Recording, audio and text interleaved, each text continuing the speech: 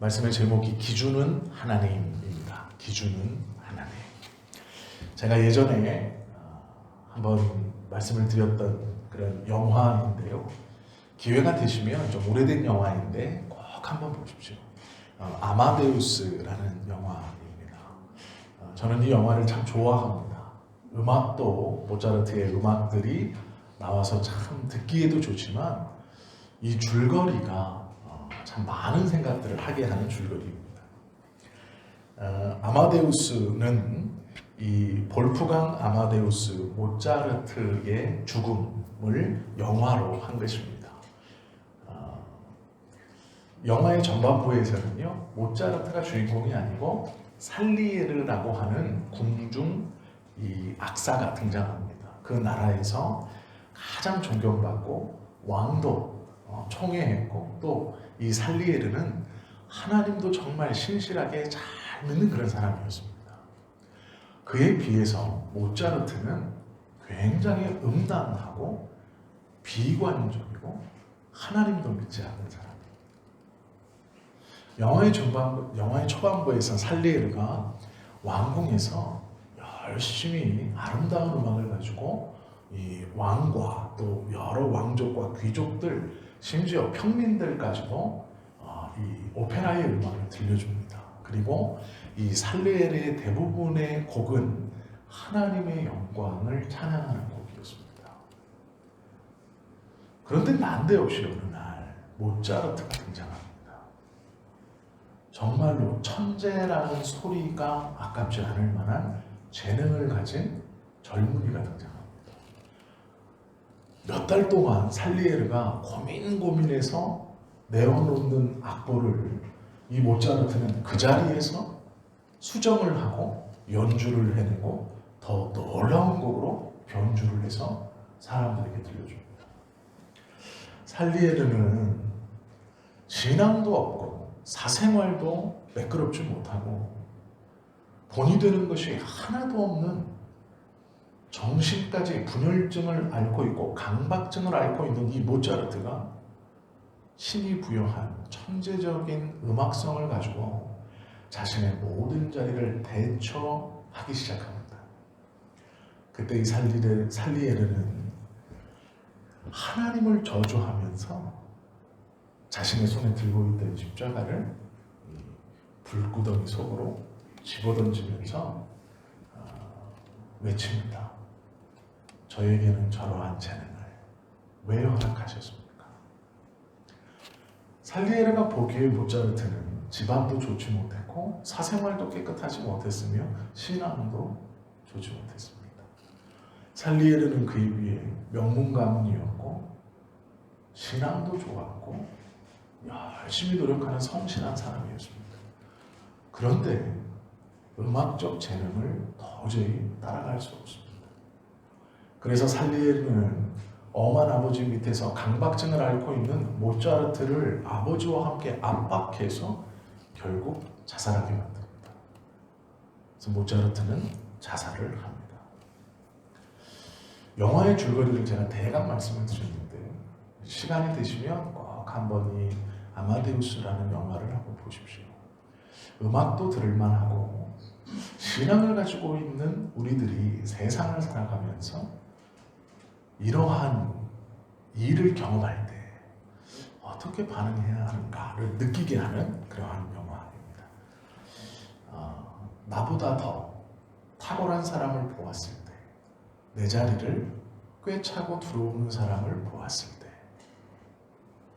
그런데 그가 이 모차르트처럼 나보다 나은 것이 하나도 없다고 느껴질 때 우리는 분노해야 할 것인가? 아니면 그를 어떻게 해야 할 것인가? 그리고 그에 대한 반응을 어떻게 잡아야 하는가? 그거를 좀 오늘 보려고 합니다. 이런 시기심이 나의 마음을 흔들 때 그때가 있죠. 그때 어떻게 해야 하는가? 성경에서는요 오늘 그 말씀을 우리에게 주고 있습니다. 탄탄대로를 걷고 열심히 산 그 삶의 보상을 누리며 살던 살리에르에게 어느 날 모차르트가 툭 등장한 것처럼 오늘 본문에 보시면 요나단 앞에 다윗이라는 젊은이가 등장합니다. 우리 성도님들이 또 많은 분들이 착각하시는 경우가 요나단과 다윗의 나이가 비슷할 것이라고 생각하시는 분들이 많으세요. 근데 그렇지 않습니다. 요나단이 다윗보다 한참 위입니다. 즉 다윗과 요나단은 비슷한 또래가 아닙니다. 요나단이 나이가 훨씬 많아요. 왜 그러냐면 사울에게는요 요나단 말고도 다윗과 결혼한 미갈 그리고 딸들이 몇 더 있었습니다. 즉 다윗은 사울의 막내딸보다도 나이가 어린 젊은이였습니다.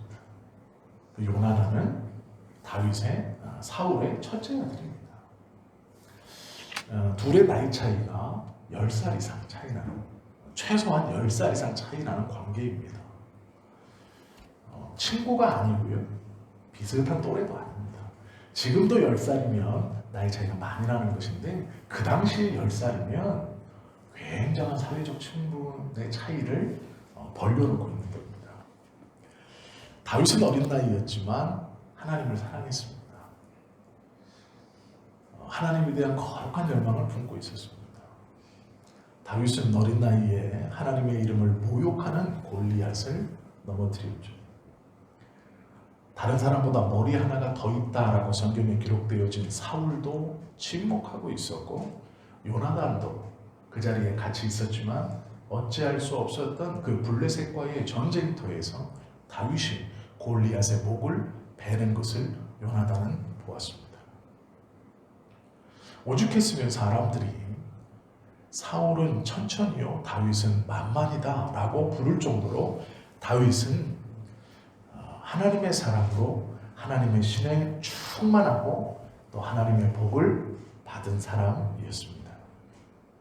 성경은요 다윗의 모습을 이렇게 정의합니다. 사무엘상 18장을 제가 한 3절 정도 읽어드리겠습니다. 5절입니다. 다윗은 사울이 보내는 곳마다 가서 지혜롭게 행하매 사울이 그를 군대의 장으로 삼았더니 온 백성이 합당히 여겼고 사울의 신하들도 합당히 여겼더라. 12절 여호와께서 사울을 떠나 다윗과 함께 계심으로 사울이 그를 두려워한지라.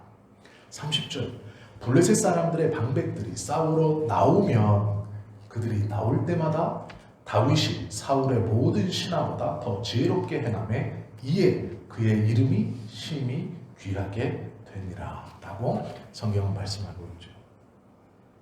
다윗은 골리앗의 목을 벤 그 직후부터 사울에게 등용되어 사울의 명령을 받고 특별히 블레셋과의 전쟁에 자주 투입됐습니다. 그리고 그 전쟁 때마다 지혜롭게 행하여서 많은 승리를 거두었습니다.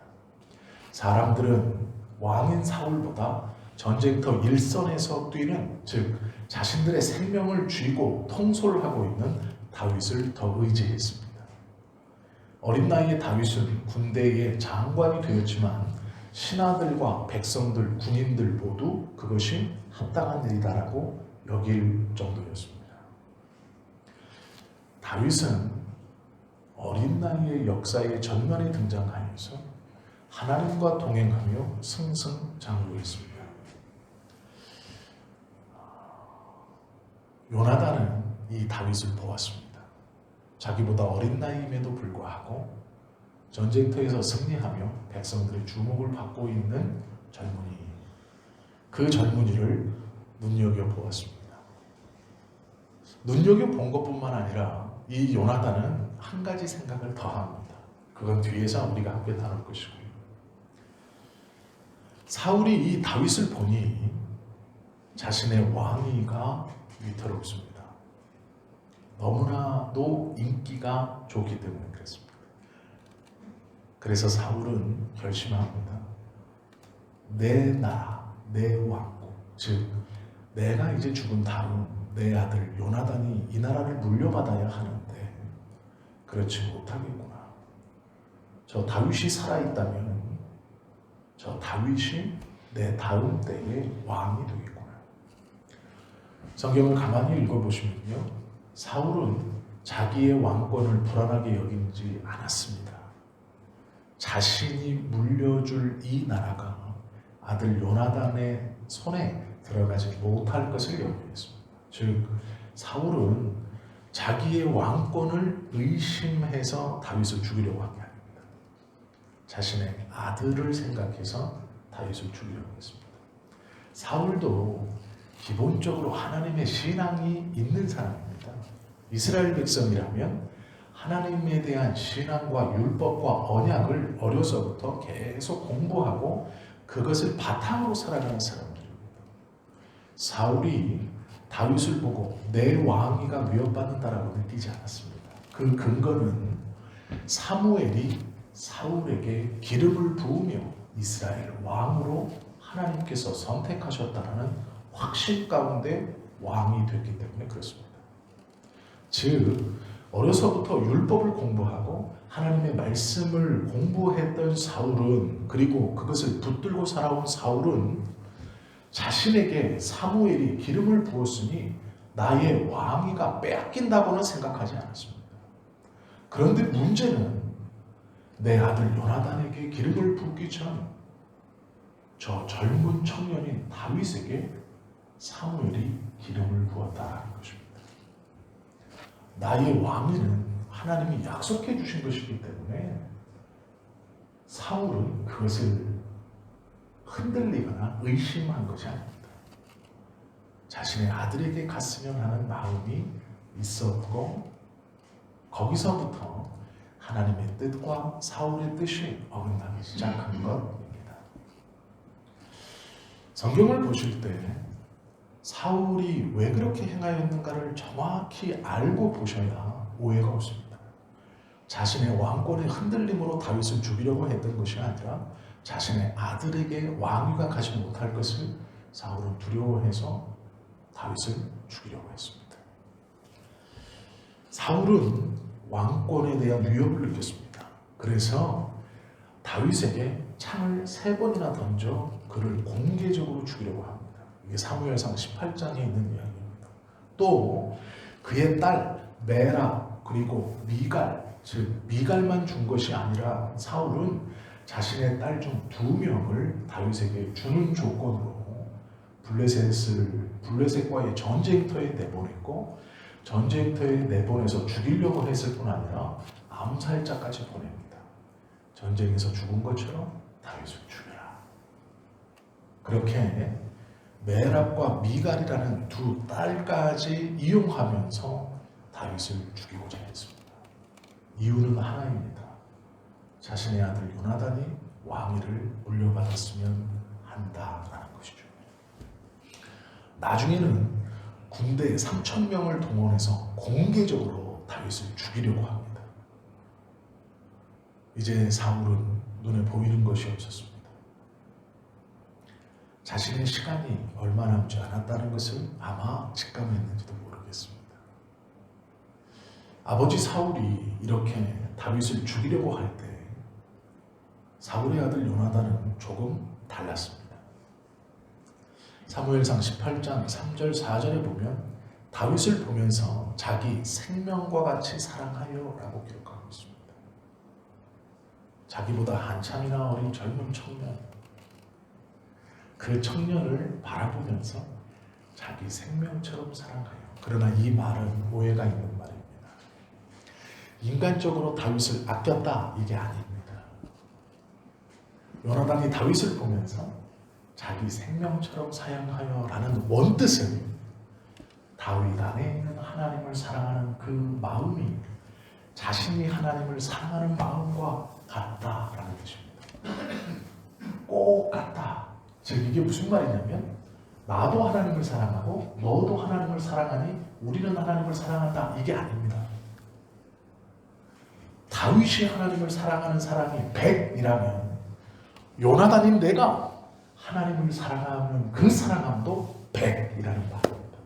즉 네가 하나님을 사랑하는 그 사랑의 크기와 내가 하나님을 사랑하는 사랑의 크기가 똑같다라는 뜻입니다.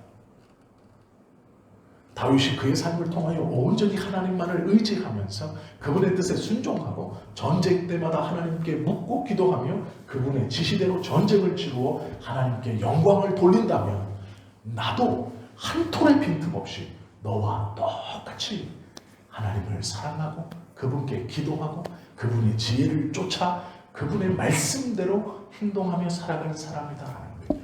자기의 생명처럼 사랑한다는 건 인간적으로 다윗을 사랑했다는 얘기가 아닙니다. 다윗이 하나님을 사랑하는 그 크기와 내가 하나님을 사랑하는 그 크기가 같다라는 것입니다. 즉 다윗이 하나님을 사랑함이 진심이면 나도 하나님을 사랑함이 진심이다라는 뜻입니다. 이 말이 자기 생명같이 사랑하여라는 이 말의 원뜻입니다. 그러니까 다윗과 요나단의 신앙은 진짜입니다. 둘 다 하나님의 뜻에 철저히 복종되어 살아가는 사람들입니다. 하나는 젊은이였고 미미한 가문의 막내 아들이었지만 하나는 왕자였고 나이도 연장자이며 훌륭한 신앙을 가지고 있는 사람이었습니다.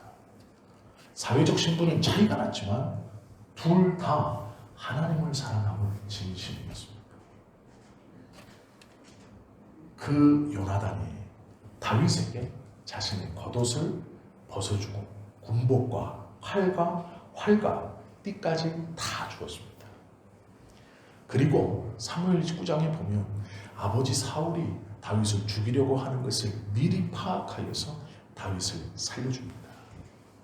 아침까지 여기 숨어 있으라. 이곳은 안전한 곳이다.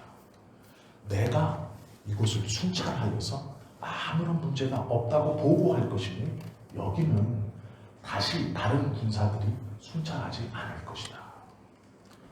내가 직접 순찰했다고 보고할 것인데 누가 여기를 다시 순찰하겠느냐? 이런 말입니다. 너는 여기 있으라. 내가 이곳은 아무 일이 없다고 직접 말할 것이다. 그렇게 다윗을 아꼈습니다. 요나단은 무능한 사람이 아닙니다. 신앙이 없는 사람도 아닙니다. 왕자에 걸맞고 왕에 걸맞는 사람이었습니다. 능력도 부족하지 않습니다. 요나단이 사무엘상 14장에 보면 자신과 자신의 창을 들고 있는 즉 두 명이서 블레셋 진지 한가운데로 뛰어들어가 20명의 장수들의 목을 베고 돌아오는 기록이 있습니다. 진을 구축하고 있는 블레셋에 단 둘이 들어갑니다. 그리고 20명의 목을 베고 돌아옵니다. 이건 웬만한胆력, 용력이 없으면 불가능한 일입니다. 사람이 사람 하나를 상대할 때도 목숨이 경각에 달린 일이면 서로 최선을 다하는 겁니다. 그리고 네가 나타났으니 내 목을 잘라라. 이런 사람은 없을 겁니다. 2명이 올라가 20명의 목을 뱉습니다. 그런데 그것도 나도 이 전쟁에서 무엇인가를 보여줘야지. 아니에요. 그것이 아닙니다. 하나님께 기도했습니다. 하나님 어떻게 하면 좋겠습니까? 그때 하나님께서 요나단에게 네가 가라. 요나단은 그것을 믿고 나아갔습니다. 자신의 무기를 들고 쫓아오는 그 젊은 군졸 하나를 데리고 요나단은 직접 적진 한가운데로 들어가 블레셋의 군사들의 목을 베고 그들의 진중을 흐트러 놓고 사기를 떨어뜨리고 다시 이스라엘로 돌아옵니다. 그도 하나님께 묻고 하나님의 방법대로 의심하지 않고 용기 있게 행하는 사람이었습니다. 다윗이 골리앗 앞에 나아갈 때 외쳤던 내가 모욕하는 만군의 하나님의 이름으로 내게 간다라고 말하며 나아갔던 그때와 요나단이 블레셋의 진중을 보고 무기 든 자와 단 둘이 뛰어 들어가 이스라엘의 이름으로 블레셋 군인의 20명의 목을 베는 것은 누가 더 낫다, 누가 더 못하다가 아닙니다. 둘 다 생명을 걸고 목숨을 걸고 하나님의 뜻에 순종하며 튀어나간 것입니다. 누가 더 믿음이 좋다, 우열을 가릴 수 없는 것이죠. 요나단도 하나님께 신실하게 물으며 그의 삶을 살아갔던 사람입니다. 다윗과 비교하여서 나이도 어리지 않고 능력도 심지어는 믿음도 어느 것 하나 뒤처지지 않는 사람입니다. 차이점은 하나 있습니다. 다윗은 기름 부음을 받았고 자신은 기름 부음을 받지 못했다라는 것입니다. 신앙과 기백, 백성을 사랑하는 마음, 하나님을 경외하는 마음은 다윗과 차이가 없습니다. 그러나 다윗은 기름 부음을 받았고 자기는 기름 부음을 받지 못했습니다. 만약에 우리라면 나라면 어떤 반응을 보이시겠습니까? 내가 더 갈라갔었습니다. 내가 더 가문이 좋습니다. 내가 연장자입니다. 나도 하나님에 대한 사랑은 뒤처지지 않습니다.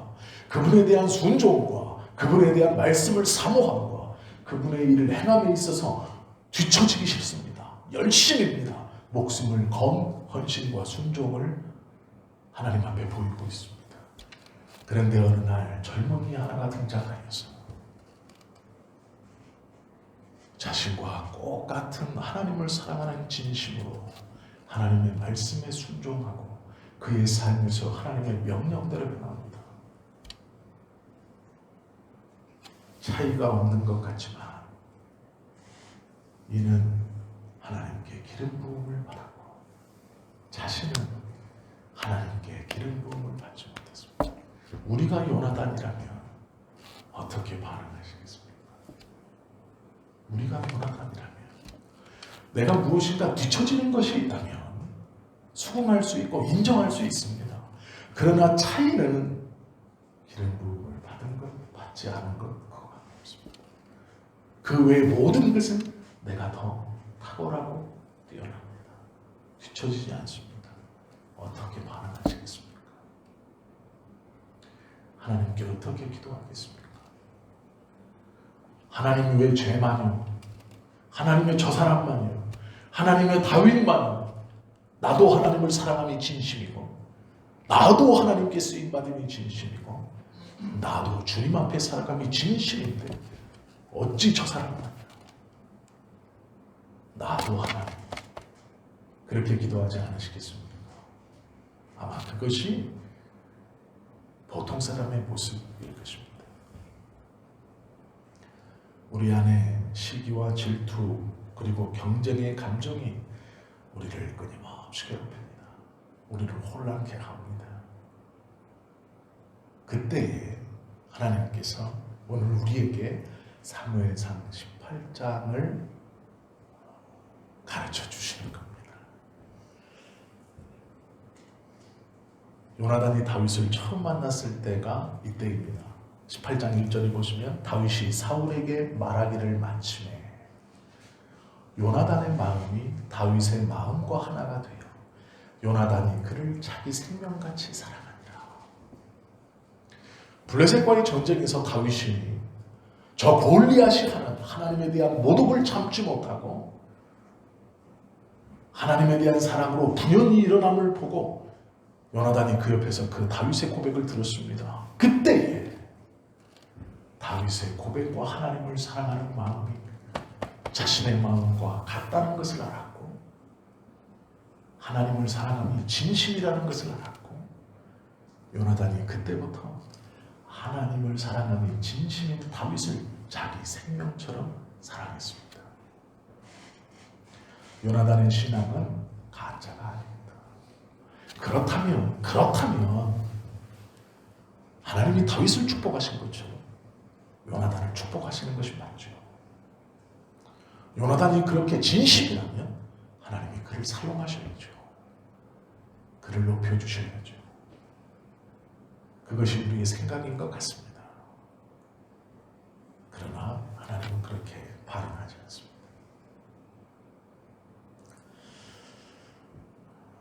사울은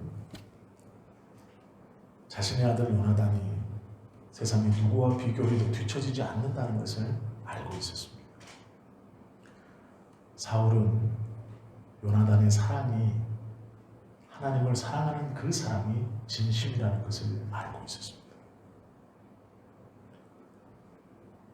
또 사울은 요나단이 다윗을 보호하고 숨겨주고 있다는 것도 알고 있었습니다. 사울은요, 멍청한 사람이 아닙니다.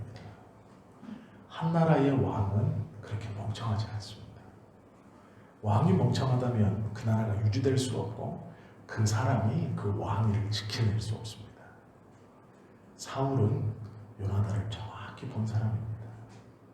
자신의 아들이 어떠한 성품을 가졌고 어떠한 믿음을 가졌는지 정확히 알고 있기 때문에 자기가 다윗을 정리하려고 했습니다. 자신의 아들이 누구인가를 정확히 알았기 때문에 사울은 아들이 도저히 할 수 없는 그 일을 자기가 하려고 마음먹은 것입니다. 그리고 하나님께 버림받는다는 것에 대한 두려움도 각오하고 아들을 위해서 자신의 삶을 내팽개친 것입니다. 물론 여러 가지 일이 있지만 사울이 요나단을 사랑함은 진심이었습니다. 자신의 자녀가 잘 되기를 원하는 부모의 마음은 진심이었습니다. 그러기에 다윗을 증오했습니다. 자기가 사랑하는, 부족하다면 모르지만 하나도 부족하지 않은 것 같은 자신의 자기 자녀의 앞길을 막고 막을 것이 분명한 그 다윗을 내가 죽여야겠다라고 생각한 것입니다. 제가 왜 이 말씀을 드리냐면 우리가 요나단과 같은 경우에 놓일 수도 있고 사울과 같은 경우에 놓일 수도 있습니다. 17절을 보십시오. 23장 17절입니다. 곧 요나단이 그에게 이르기를 두려워하지 말라. 다윗은 지금 수풀에 숨어서 두려워하고 있습니다. 왕이 자기를 죽이려고 했고 그것뿐만 아니라 다윗을 숨겨주는 마을을 내가 몰살시켜버리겠다라고 사울이 공언했습니다. 그리고 다윗을 숨겨주는 일에 동조하는 사람과 가문은 다 죽이겠다라고 말했습니다. 고발을 하면 큰 상을 주지만 숨겨주면 너뿐 아니라 너의 후손들, 너의 가문을 멸망시켜버리고 그 마을까지도 내가 다 불살라버리겠다라고 사울이 공언했습니다. 다윗이 두렵지 않겠습니까? 그래서 다윗은 수풀 가운데 숨어 있었습니다. 다 합작 엎드려 있었습니다. 요나단이 옵니다. 그리고 요나단은 용기를 북돋아 줍니다. 다윗에게. 두려워하지 말라. 내 아버지 사울의 손이 내게 미치지 못할 것이다. 걱정하지 말아라. 우리 아버지는 너를 어찌하지 못할 것이다. 걱정하지 마라 다윗아. 두려워하지 말라. 겁먹지 마라 다윗아. 그리고 그 뒤에 말이 요나단으로서는 뱉기 쉽지 않은 말입니다. 너는 이스라엘의 왕이 되고 나는 너의 다음이 될 것을 내 아버지 사울도 안다라고 고백합니다. 아버지 사울도, 즉 사울 왕도 바보가 아닙니다. 멍청한 사람이 아닙니다. 알고 있습니다. 자신이 1대 왕이지만 2대에는 자신의 아들 요나단이 아니라 다윗이 왕이 될 거라는 것, 사무엘이 다윗에게 기름을 부었다는 것, 하나님이 다윗을 붙들고 있다는 것을 사울도 모르지 않습니다. 요나단은 그것을 인정하며 이야기합니다. 너는 이스라엘의 왕이 되고 네 다음에 내가 될 것이다. 다윗과 요나단은요 동갑이 아닙니다. 비슷한 나이가 아닙니다. 나이 차이가 많이 나요.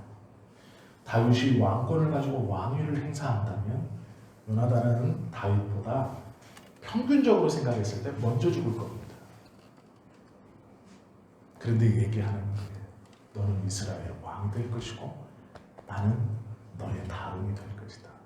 그런데 그것을 나도 알 뿐 아니라 내 아버지 사울도 안다. 이렇게 말합니다. 사울이요, 다윗이 왕이 된다는 걸 몰라서 죽이려고 하는 게 아니라는 거예요.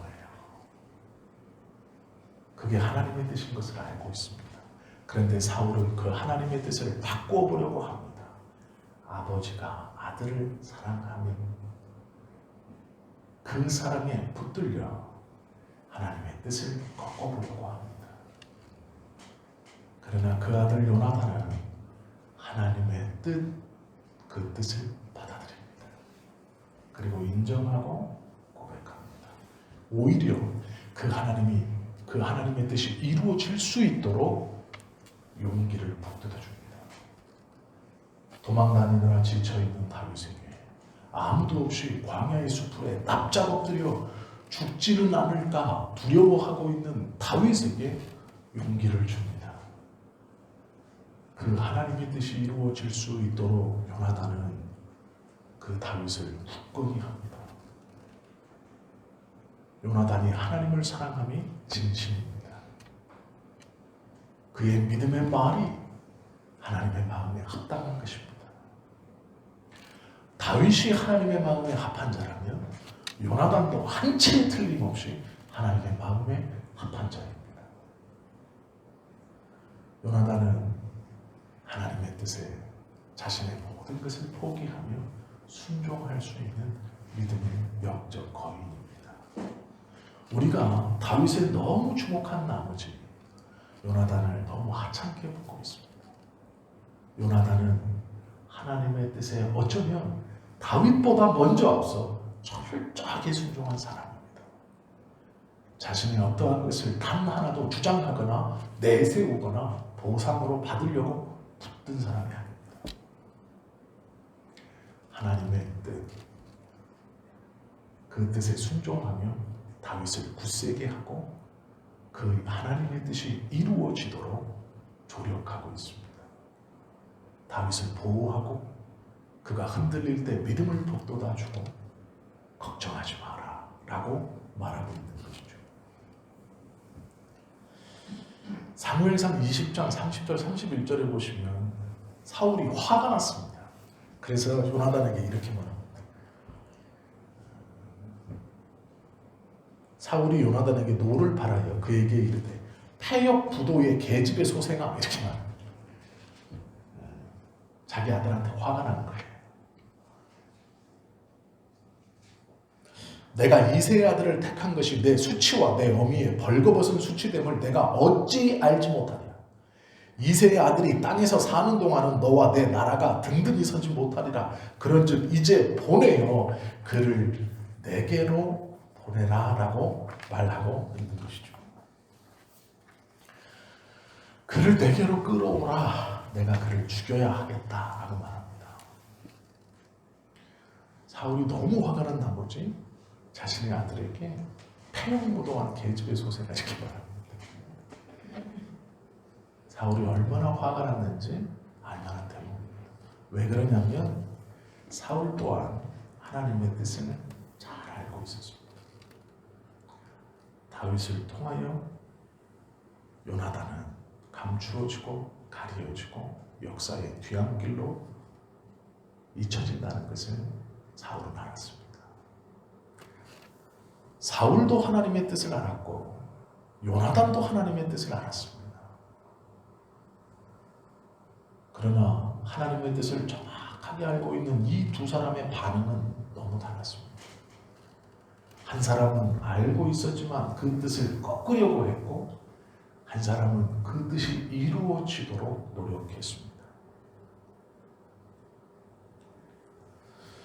요나단이 다윗과 약속을 합니다. 언약을 맺자고 합니다. 그런데 이때의 상황이 놀랍습니다. 다윗은 포위되어 있었습니다. 10광야에 수풀이 있었고 그 수풀 맹둘러 사울의 군사들이 다 에워싸고 있었습니다. 도망갈 것도 없습니다. 그것은 광야였기에 다윗이 몸을 일으켜 도망가려고 한다면 눈에 띄는 것입니다. 그러기에 바짝 엎드려 있을 수밖에 없었습니다. 움직여 도망갈 수도 없는 상황이었습니다. 바위산이었다면 틈새로 도망을 가겠지만 넓은 벌판에 풀만 무성하게 자라고 있는 그 사이 땅바닥에 바짝 엎드려 오도 가도 못하는 그 상황입니다. 그때에 요나단이 다윗과 언약을 맺죠. 무슨 언약이냐면 여호와께서 너 다윗의 대적들을 지면에서 다 끊어버리실 때에도 너는 너의 인자를 내 집에서 영영히 끊어버리지 말라 하고, 이에 요나단이 다윗의 집과 언약하기를 여호와께서는 다윗의 대적들을 치실지어다 하니라. 이거 다 요나단이 말하는 겁니다. 요나단이 다윗을 사랑함으로 그로 다시 맹세케 하였으니 이는 자기 생명을 사랑함 같이 그를 사랑함이었다 말합니다. 자신은 왕자이고 자신의 명령을 듣고 있는 군사들이 다 에워싸고 있습니다. 눈 딱 감고 죽여라 하면 끝나는 것입니다. 그런데 그때 언약을 맺자고 합니다. 다윗은 아무것도 가진 것이 없는 다윗에게 요나단이 언약을 맺자 두 번 이야기합니다. 하나님께서 너희 대적들을 지면에서 다 쓸어내실 것인데 언제요? 그렇게 쓸어내지기 전에 지금 죽여도 됩니다. 명령 한마디면 됩니다. 모른 척하고 여기 있네 라고 말하면 됩니다.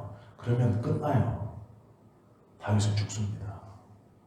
그런데 요나단이 아무것도 없는 다윗에게 언약을 맺자고 하고, 그 내용은 놀랍게도 요나단이 얘기하고 있습니다.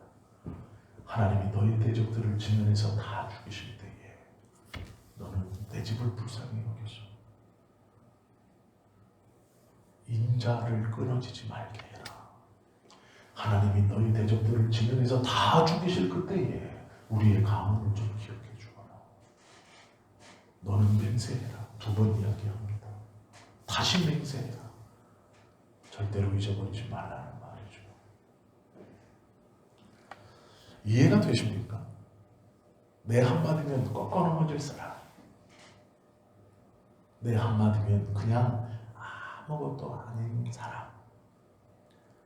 그러나 하나님께서 그에게 기름 부으셨다는 것 하나, 하나님이 그를 선택하셨다는 것 하나, 그 하나가 요나단에게는 지금 가지고 있는 모든 것보다, 가지고 있는 힘과 권세와 환경과 여건보다 하나님이 그를 선택하셨고 그에게 기름 부으셨다는 그 하나가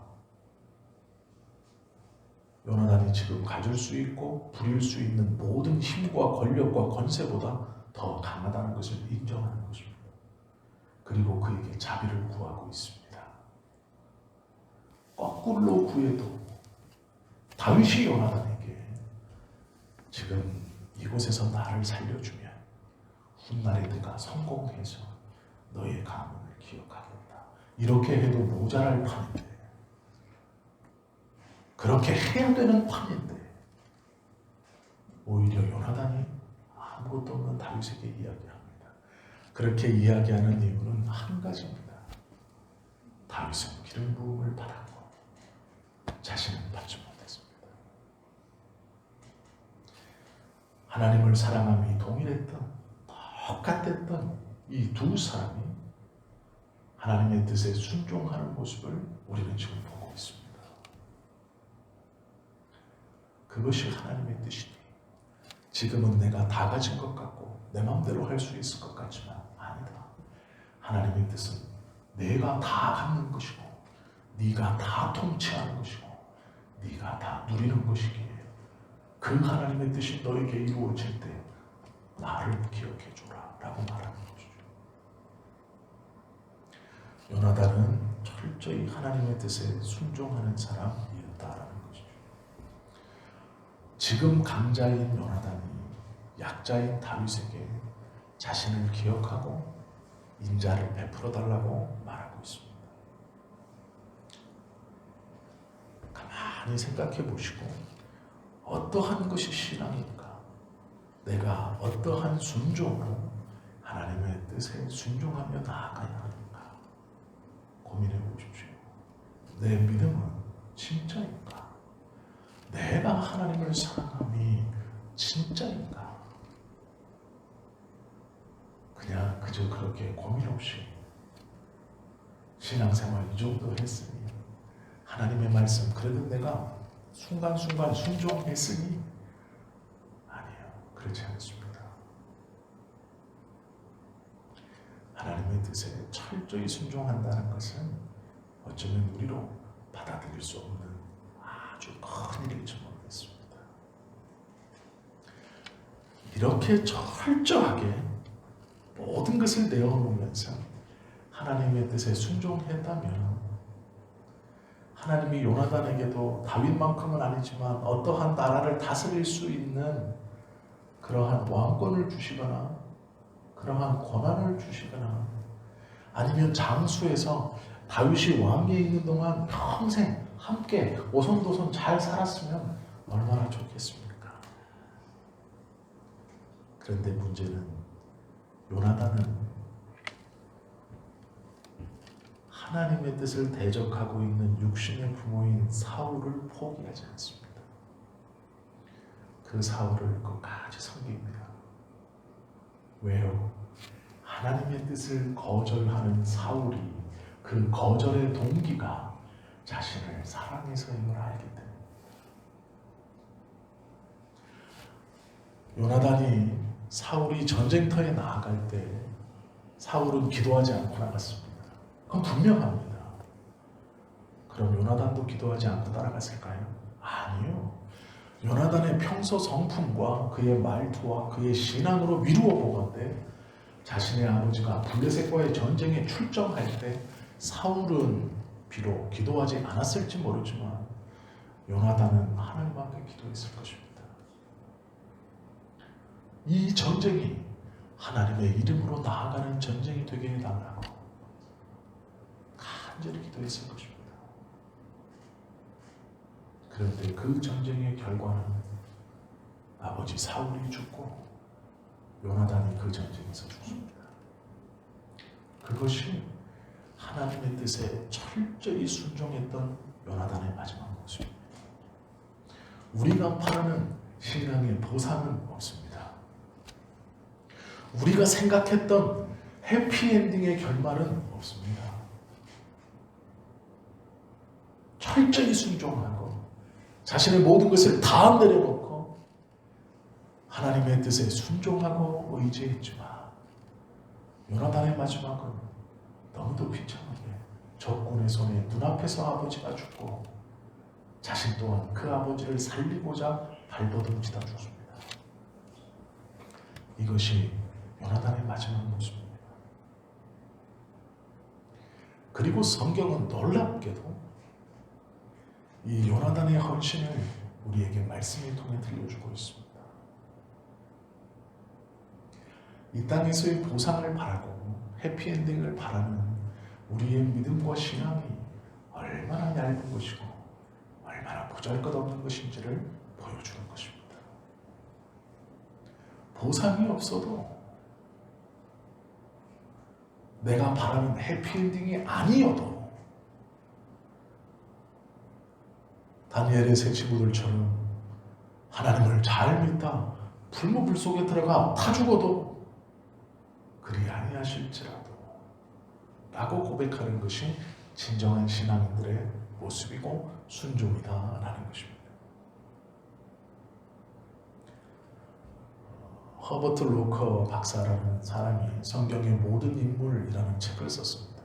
그 책의 요나단을 기록하면서 한 줄, 기독교의 모든 덕을 갖춘 인물이라고 평가했습니다. 우리의 삶이 성경에서 많은 모범을 보이는 요셉처럼 젊어서는 고생하지만 늙어서는 큰 사람이 되고 후손들도 살리고 좋습니다. 다니엘처럼 포로로 끌려가긴 하지만 높은 자리에 오르고 좋습니다. 모세처럼 백성들을 지도하며 강력한 카리스마로 하나님의 말씀을 전하고 너무 좋습니다. 바울처럼 복음을 향하여 자신의 모든 것을 내어버리고 너무 좋습니다. 그러나 하나님께서 원하시는 진정한 신앙, 우리가 추구하고 우리가 따라가야 하는 온전한 신앙의 모습은 이 요나단과의 같은 모습입니다. 마지막이 비참해도 그 마지막의 비참함까지도 하나님의 뜻이라는 것. 요나단은 블레셋과의 전쟁을 나아가며 기도했을 겁니다. 분명히 이 전쟁에서 하나님의 이름을 높여달라고 기도했을 것입니다. 그의 평소의 성품을 보면 충분히 그러했을 것입니다. 그러나 그 전쟁에서 죽습니다. 그리고 그 이야기는 지금까지 성경을 통해 우리에게 전해 내려주고 있습니다. 사울과 같은 신앙인가? 요나단과 같은 신앙인이 될 것인가? 끝까지 하나님을 어떻게 붙들고 순종할 것인가? 그것을 이제 우리가 우리의 믿음을 정확하게 돌아보면 우리의 신앙을 성장시켜야 한다는 것입니다. 순종하면 주님이 보상해 주시겠지. 그러한 마음으로 순종하는 것도 너무 훌륭한 신앙입니다. 그러나 진짜 믿음은, 진짜 순종은 그것을 바라지 않는 것입니다. 요나단처럼 자신의 모든 것을 양보하고 포기하고 하나님의 뜻이 이루어지기 위하여 어쩌면 자신의 나이 버리고 대적자가 될 수 있는 그 다윗의 힘을 북돋워주고 하나님의 뜻이 그를 통해 이루어지는 것이 주님의 뜻이라면 자신의 모든 것을 풀어놓고 양보하고 자신은 아무런 대가와 보상 없이 역사의 뒤안길로 사라져가는 그 삶조차도 받아들이며 나아가는 것이 믿음입니다. 이것이 진짜 믿음입니다. 우리 안에 있어야 할 순종입니다. 언제까지 순종하면 보상을 주신다. 헌신하면 하나님의 보상이 따른다. 물론 우리 하나님은 그것을 약속하신 분입니다.